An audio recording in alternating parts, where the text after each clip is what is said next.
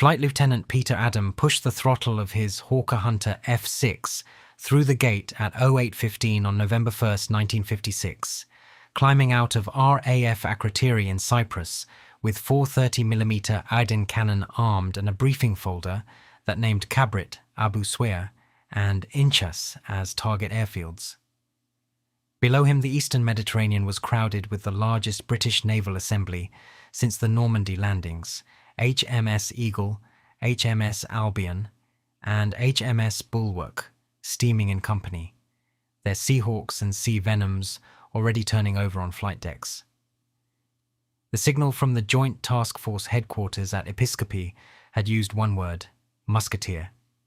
And behind that word sat 6 months of Whitehall calculation about what Gamal Abdel Nasser's nationalisation of the Suez Canal Company on July 26th would cost the pound sterling, the sterling area, and Anthony Eden's government.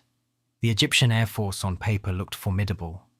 Soviet deliveries through 1955 and 1956 had put roughly 120 MiG-15S and a smaller number of the newer MiG-17F Fresco C onto Egyptian bases, along with IL-28 Beagle bombers that the Joint Intelligence Committee assessed in its report of October 18th as capable of reaching Cyprus.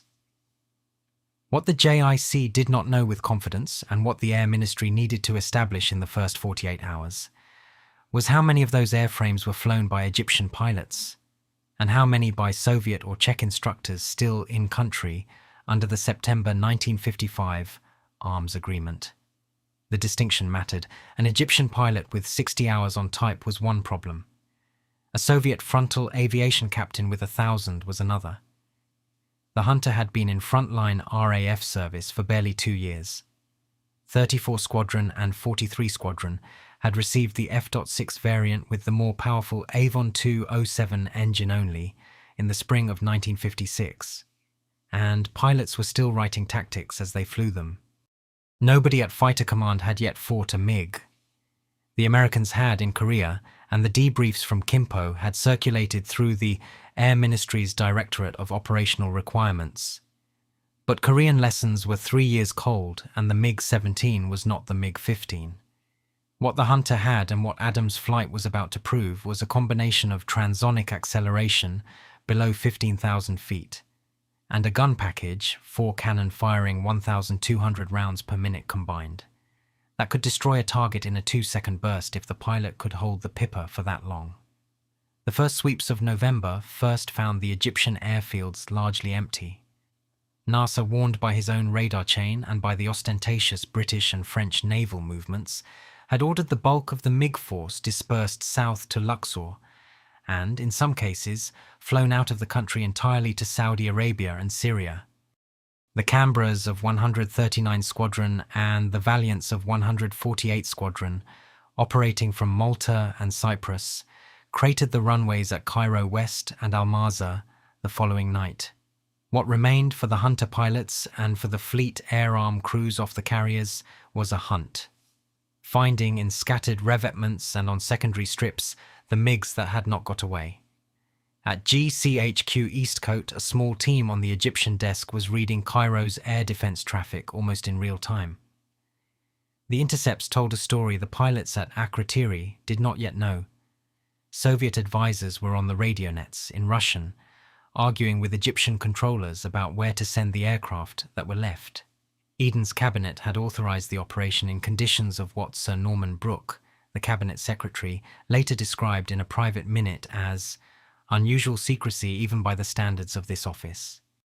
The collusion agreement signed at Sèvres on October 24, 1956, between Britain, France and Israel, committed Israeli forces to attack across Sinai on October 29th, at which point London and Paris would issue an ultimatum demanding both sides withdraw from the Canal Zone, and, when Nasser refused, intervene militarily to separate the combatants and reoccupy the waterway.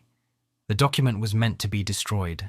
Selwyn Lloyd, the Foreign Secretary, took his copy back to London and had it burned. The French kept theirs. So did the Israelis. Ben-Gurion's copy sits today in the archive at Steboka.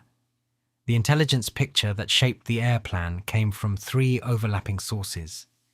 The first was GCHQ, which had been reading a portion of Egyptian diplomatic and military traffic since 1954, and had, from the summer of 1956, dedicated additional linguists to the problem after the Foreign Office signalled that the Egyptian question was now a first-order priority. The second was the Secret Intelligence Service station in Cairo, run under diplomatic cover, which had lost most of its network in the August 1956 arrests, but retained sources inside the Ministry of War. The third was aerial reconnaissance, flown initially by Canberra PR, 0.7s of 13 Squadron out of Akrotiri, and in the final week of October by two RAF crewed U-2S, a fact declassified only decades later, flying from Adana in Turkey under a discreet arrangement with the Americans that Eden's cabinet was not told about in full. The JIC assessment of October 25th, chaired by Sir Patrick Deane, put Egyptian first-line air strength at 116 MiG-15S and MiG-17S, 48 Il-28S, and a scattering of Vampires and Meteors of British manufacture. Deane's committee judged that the Egyptian pilot cadre was young, thinly trained, and unlikely to press home an attack against determined fighter opposition. The judgment was correct. What the JIC missed or chose not to highlight was the political timing. The Soviet Union was that same week losing control of Hungary, and Nikita Khrushchev's willingness to intervene in the Middle East would be conditioned by what he had to do in Budapest. Air Marshal Denis Barnett, appointed Air Task Force Commander at Episcopi, had planned for the possibility that Soviet-flown MiGs would contest the airspace over the canal. His answer was the Hunter. 9 squadrons were forward deployed to Cyprus and Malta by the last week of October. 1, 34 and 43 squadrons at Nicosia, with additional Meteor night fighters providing area cover. The pilots were told in a briefing recorded in the 43 Squadron Operations Record Book on October 30th that they might encounter opposition of unknown national composition and were to engage it without hesitation. The phrase was Barnett's. It meant, if you see a MiG, kill it, and we will decide afterwards who was flying it. At Downing Street, Eden was running a fever of 39 degrees and taking amphetamines prescribed by his physician. The Chancellor, Harold Macmillan, was watching the pound come under sustained pressure on the New York Exchange. By the evening of November 1st, sterling had lost £31.7 million in reserves in a single trading day. The Americans, furious at not having been told, were letting it fall. The Fleet Air Arm went in at first light on November 1st with 40 aircraft in the first strike, and by dusk had flown 421 sorties from the 3 carriers. Lieutenant Commander John Morris Jones of 800 Squadron, flying a Seahawk FGA.6 off HMS Albion, put his cannon into a line of parked MiG-15S at Almanza, and reported at least 4 destroyed on the ground, several others damaged. The Sea Venoms of 809 Squadron off Albion took on the flak positions. The photo reconnaissance runs the next morning showed the results. Egyptian airfields cratered, hangars burning, MiGs on their backs beside taxiways. By the evening of November 2nd, the JIC and the Air Ministry agreed a preliminary assessment that some 260 Egyptian aircraft had been destroyed or rendered unserviceable. The final figure reconciled after the ceasefire was slightly lower, but not by much. The MiG versus Hunter question was answered on November 1st in an inconclusive way that has generated debate ever since. Flight Lieutenant Adam of 34 Squadron, on a sweep near Cabrit, sighted a pair of MiG-15S below him at approximately 8,000 feet. He reported the contact, dived and closed to gun range. The MiGs broke in opposite directions. Adam followed one, fired a short burst that he assessed as striking the aft fuselage, and lost visual contact when the MiG dived into ground haze. He claimed it damaged. There were other similar encounters through the day, brief, inconclusive, the Egyptian aircraft generally disengaging into cloud or towards their bases. No Hunter was lost to enemy fighters. No confirmed MiG kill was credited to a Hunter. The Egyptian aircraft that had not fled south were being destroyed on the ground faster than they could be scrambled. what is documented in the 43 Squadron and 34 Squadron ORBs, and confirmed by GCHQ's decrypts of Egyptian air defense traffic, is that the Egyptian sector controllers repeatedly failed to vector their MiGs onto the British formations. The Hunter pilots were flying at 35,000 feet, dropping to strike and climbing away before the Egyptian ground control system could react. The MiG-17 had a marginal advantage in ceiling and turn radius at altitude. The Hunter had a decisive advantage in the acceleration required to enter and exit the fight. Where the two aircraft did meet, the Hunters had the tactical initiative, chose the moment of engagement, and generally left before the Egyptians could turn the fight into a sustained combat. The Soviet advisors in Cairo were reduced by the second day to arguing on open radio channels, which GCHQ was reading, about whether to commit the reserve MiGs at Luxor. The decision taken in Moscow on the evening of November 2nd was that they would not. Khrushchev had Hungary to deal with. The Egyptian Air Force was on its own, and by then had effectively ceased to exist as an operational force. At Northolt, on the morning of November 3rd, an RAF signals officer walked into the JIC secretariat with a fresh sheaf of intercepts. The Soviet military attaché in Cairo had told Moscow, in a signal sent at 0240 that morning and read at Eastcote by 0900, that the Egyptian Air Force was combat ineffective. The war in the air was over. The war at Downing Street was about to begin. Macmillan's Treasury figures for November 6th made the position unarguable. Sterling had lost £279 million in reserves since October 30th. The International Monetary Fund would not release Britain's drawing rights without American approval, and John Foster Dulles at the State Department had made clear that approval would not come until British troops withdrew from Egypt. Eisenhower himself, running for re-election on November 6th and furious at having been deceived by an ally, refused to take Eden's telephone calls. At the cabinet meeting that afternoon, Macmillan told colleagues that the reserves would not last the week without American help. Eden accepted a ceasefire that evening at 1700 Greenwich Mean Time on November 6th, with British paratroops of 3 para under Brigadier M.A.H. Butler holding Gamil Airfield, and elements of 45 Commando pushing south from Port Said towards El Cap. The ceasefire caught the ground force short of the operational objective.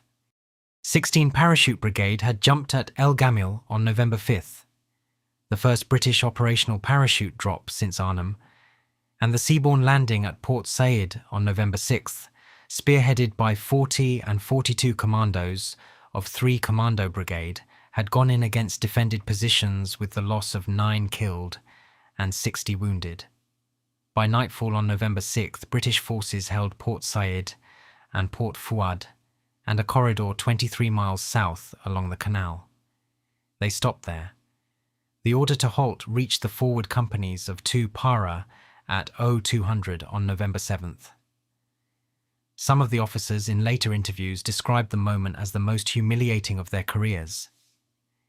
The withdrawal, negotiated through the United Nations under Dag Hammarskjöld and the Canadian Lester Pearson, was completed by December 22nd. What remained was the political reckoning. Eden left for Jamaica on November 23rd, ostensibly to recuperate, and resigned on January 9th, 1957. Macmillan, who had pressed hardest for the operation in cabinet, and then pressed hardest for the ceasefire when the Treasury figures came in, succeeded him. The nickname "First In, First Out" attached itself to Macmillan, and never quite came off. The scale of the deception at the political level, once it became clear, poisoned Anglo-American relations for the better part of a year, and left a permanent mark on the culture of Whitehall. Sir Norman Brooke, the cabinet secretary, quietly ensured that the papers relating to Sèvres were removed from the ordinary cabinet series. Selwyn Lloyd, questioned in the Commons on December 20th, 1956, denied any collusion with Israel. The denial was a lie. It stood as the official British position for more than 30 years, until the memoirs and the archives caught up with it in the late 1980s. The military lesson absorbed at the Air Ministry over the following winter was simpler and more immediately usable. The Hunter had worked. The V-bomber force, valiant at Malta, held back for a strategic strike that was never needed, had demonstrated its ability to project power at range. The fleet air arm had shown that the carrier could do in the Mediterranean what the Americans were doing in the Pacific. The airfield strike plan, the coordination between GCHQ intercepts and tactical operations, the marriage of photo reconnaissance and cannon fire. All of that would be studied and refined and in some cases used again. What could not be repeated was the political circumstance. Britain would not again go to war without American acquiescence. The debrief of the Hunter pilots, conducted at Nicosia through the second week of November 1956, produced a document circulated within the Air Ministry as the Suez Air Operations Report, dated December 12, 1956. Its conclusions on the MiG question were carefully worded. The MiG-15 in Egyptian hands had proved a manageable adversary when engaged on British terms. The MiG-17, encountered less frequently, was assessed as of comparable performance to the Hunter in the vertical, with a marked advantage in sustained turn above 25,000 feet. The report recommended that Fighter Command develop specific tactics for engaging the MiG-17 at altitude, and that pilot conversion courses include high-altitude combat maneuvering as a distinct syllabus item. The recommendation was accepted. It shaped Hunter tactics for the remainder of the aircraft's frontline career. The GCHQ contribution to the campaign, held under strictest classification, was assessed separately in a JIC review of February 4, 1957. The Egyptian air defense traffic had been read in the review's words, with a fluency that made tactical exploitation possible in near real time. The problem, the review noted, was that no permanent structure existed for pushing signals intelligence to airborne formations at speed. The signals were routed from Eastcote through Cheltenham, to which GCHQ was in the process of moving, thence to the Air Ministry, thence to the theatre. The delay, even at its shortest, was measured in hours. For Suez, hours had been enough. For a future war against a Soviet opponent, hours would not be. The 1957 review became one of the founding documents of what would eventually emerge in the 1960s as a much tighter integration between GCHQ and operational commands. The Soviet advisors who had been in Cairo through the campaign were withdrawn in late November and December. The Egyptian pilots who had survived were sent for retraining in Czechoslovakia. NASA, politically triumphant despite the military defeat, moved further into the Soviet orbit. The MiG-17S that had fled to Saudi Arabia were returned. The MiG-19S and eventually MiG-21S that replaced them came with Soviet instructors on longer secondments and with far more restrictive terms about who could fly them in combat. The 1956 experiment in letting client state pilots handle first-line Soviet equipment against a Western opponent had, from Moscow's perspective, failed. At the Foreign Office, the review of the political failure was led by Sir Yvonne Kirkpatrick, the permanent Undersecretary, who had been one of the Hawks in the summer. Kirkpatrick's minute of January 31st, 1957, to the incoming Foreign Secretary, Selwyn Lloyd, is a document of remarkable candor. He wrote that the operation had failed not because of American opposition, which had been anticipated, but because we misjudged the depth of that opposition and the willingness of the United States to use financial pressure to enforce it. Kirkpatrick's conclusion that Britain must in future align its major military ventures with Washington in advance became informally doctrine. For the pilots who had flown the sweeps, the campaign entered squadron history and, for most of them, ended their operational contact with the Cold War at its hottest edge. Peter Adam went on to a long RAF career. Others returned to peacetime routine. The Hunter itself, having proved in 6 days over Egypt what its designers at Kingston had claimed for it, went on to serve in Aden, in Radfan, in Oman, and in half a dozen other small wars before being retired from frontline RAF service in the early 1970s. At Downing Street, the box files from November 1956 were locked away. Some of them would not be opened for 50 years. The intelligence lessons of Suez were absorbed into a Whitehall structure that had, over the previous decade, been quietly rebuilt for a different kind of war. The Joint Intelligence Committee, chaired through most of the 1950s from the Cabinet Office rather than the Foreign Office, had become the central mechanism for reconciling the product of MI6, MI5, GCHQ, and service intelligence into a single assessment for ministers. Sir Patrick Dean's chairmanship through the Suez period and the appointment of Sir Hugh Stevenson to succeed him in 1960 entrenched the model. The JIC's weekly summaries, the so-called Red Books, went to the Prime Minister, the Foreign Secretary, the Defence Secretary, and a tightly restricted list of senior officials, and shaped every major British decision on East-West relations for the remainder of the Cold War. Behind the JIC sat GCHQ, which by 1957 employed approximately 8,000 people at Eastcote, and was in the middle of its move to 2 sites at Cheltenham.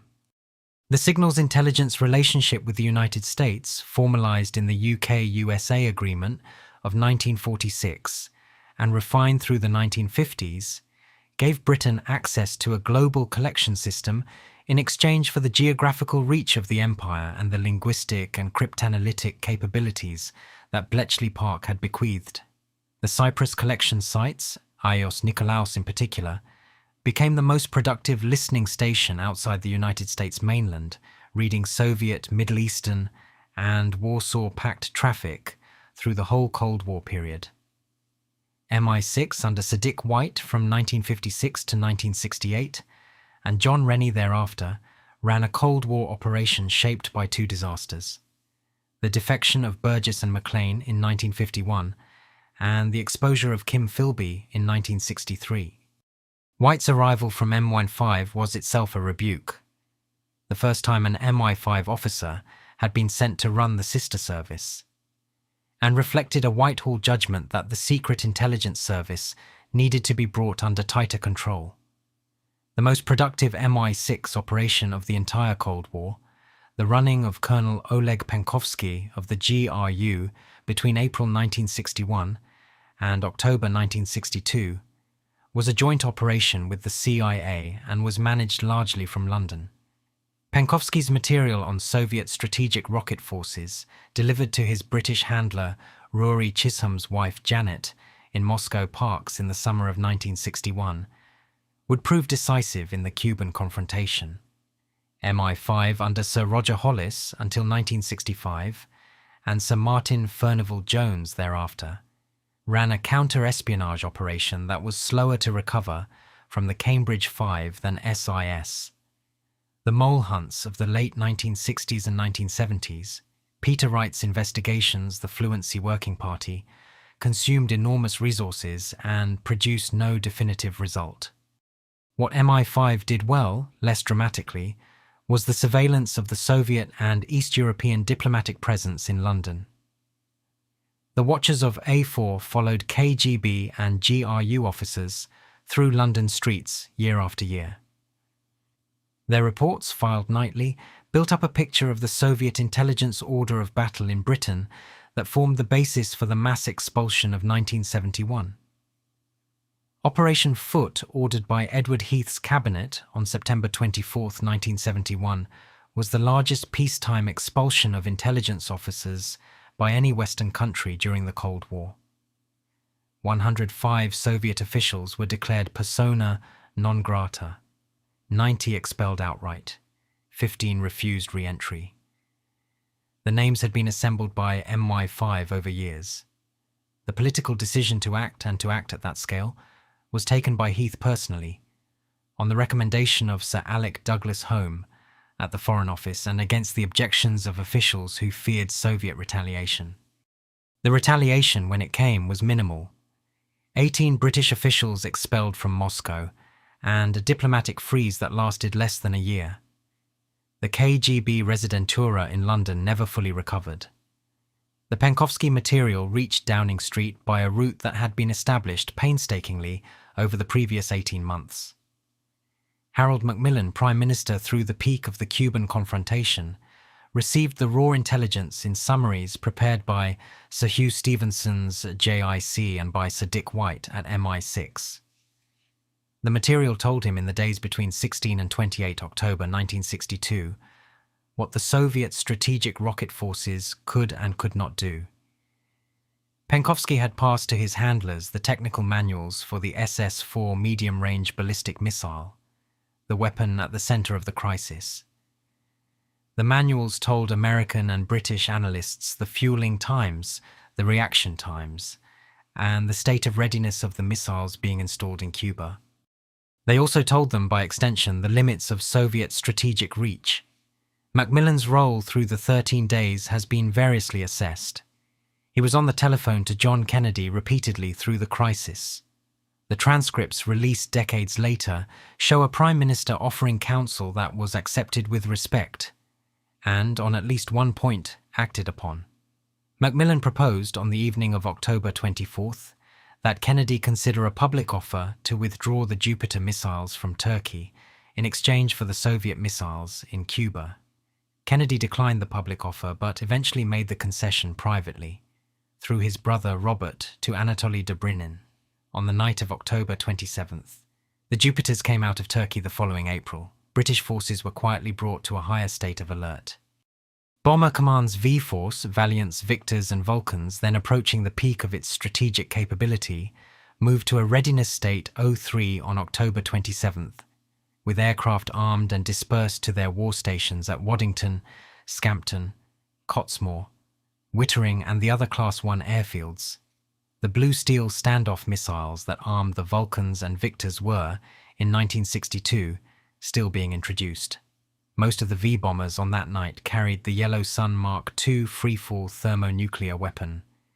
The targets allocated under the Anglo-American Joint Strategic Target Planning process included cities and military installations across the Western Soviet Union. The alert was ordered by Air Chief Marshal Sir Kenneth Cross, C&C Bomber Command, on his own authority and without informing Macmillan in advance. Macmillan, when told, did not countermand the order but chose not to publicize it. His judgment, recorded in his diary entry for October 27th, was that any public British alert would appear to Khrushchev as coordination with the Americans in a manner that might close his lines of retreat. The judgment was subtle and, in the view of most historians, correct. The crisis ended on October 28th with Khrushchev's radio announcement that the missiles would be withdrawn. Penkovsky was arrested in Moscow on October 22nd, the same day Kennedy announced the naval quarantine. His handling had been compromised, probably by CIA insecurity in Moscow. He was executed in May 1963. His widow was told nothing.